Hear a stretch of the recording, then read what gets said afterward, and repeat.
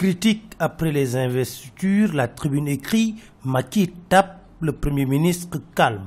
En effet, Vox Populi révèle que la purge continue. Macky a le sang chaud. Il a fait limoger Mohamed Ali Sega Camara du secrétaire exécutif du Conseil national de la sécurité alimentaire. Il paye son choix de déposer une liste parallèle à celle de Benno Bokk Yakaar pour les législatives. Pendant ce temps, à l'issue d'une audience avec le Premier ministre, l'Observateur révèle que la Cogère est ventre à terre. Thérèse Faye et compagnie ont ravalé leur vomi devant le Premier ministre. À sa sortie, elle a déclaré « Nous avons été infiltrés par des individus mal intentionnés ». La réponse du Premier ministre a été « Il faut suivre la ligne du parti et respecter les choix du président ». D'ailleurs, écrit l'Observateur, un ndogu est prévu ce dimanche au palais entre Macky et la jeunesse apériste. L'AS soutient que Macky Sall veut également recoller les morceaux. Il tient des audiences tous azimuts au palais présidentiel. Des proches de Haroun Dia ont été reçus par le chef de l'État.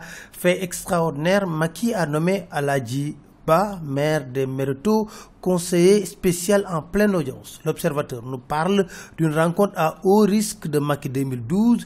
Une conférence est prévue ce vendredi. Adji Mergane Kanouté pense dans la Tribune que le président va ramener tout le monde à la raison.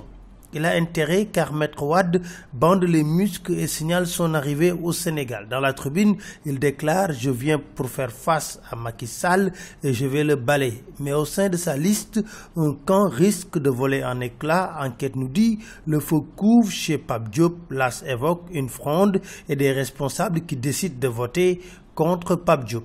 Dans l'enquête, Cheikh Tidiane Gadio se lâche. Il revient sur le départ de Wade et souligne que Wade lui-même a reconnu le rôle capital que j'ai joué pour le faire partir du pouvoir. Parlant des législatives, il estime qu'une liste unique de 10 candidats c'est gérable, 12 peut-être même, mais 47 candidats c'est compliqué.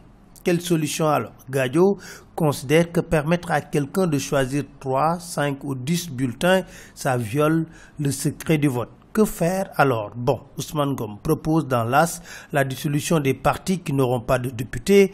18 ans après l'appel du 16 juin 1999, que reste-t-il véritablement de l'AFP? Le quotidien nous dit l'AFP est sans espoir. Après 5 ans de compagnonnage avec Macky Sall, l'espoir se rapproche au désespoir. En attestent ces 6 investis. Situation en Gambie, profitant de la visite du ministre des Affaires étrangères français Jean-Yves Le Drian, le quotidien nous dit Mankeur Ndiaye a tiré la sonnette d'alarme en déclarant qu'il y a une réelle menace de déstabilisation du régime de Barrow. Pour lui, il faut sécuriser Barrow et l'invite est adressé à la communauté internationale. Autre sonnette d'alarme tirée, c'est à l'université Cheikh Anta Diop où le recteur, écrit Vox Populi, a souligné l'incapacité de fonctionner normalement. Le recteur est rouge de colère et pour cause, on constate 13 mois de retard dans la livraison des infrastructures.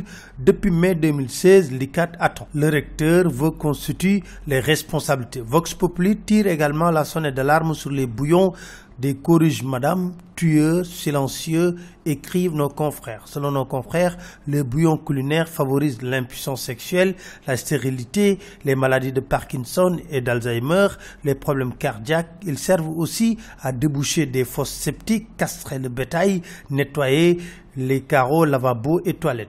Terminons par cette bonne nouvelle quand même. Enfin, la presse tient son code. Il a été adopté hier en commission à l'Assemblée nationale à l'unanimité. C'était tout. Merci. Très bonne soirée à tous.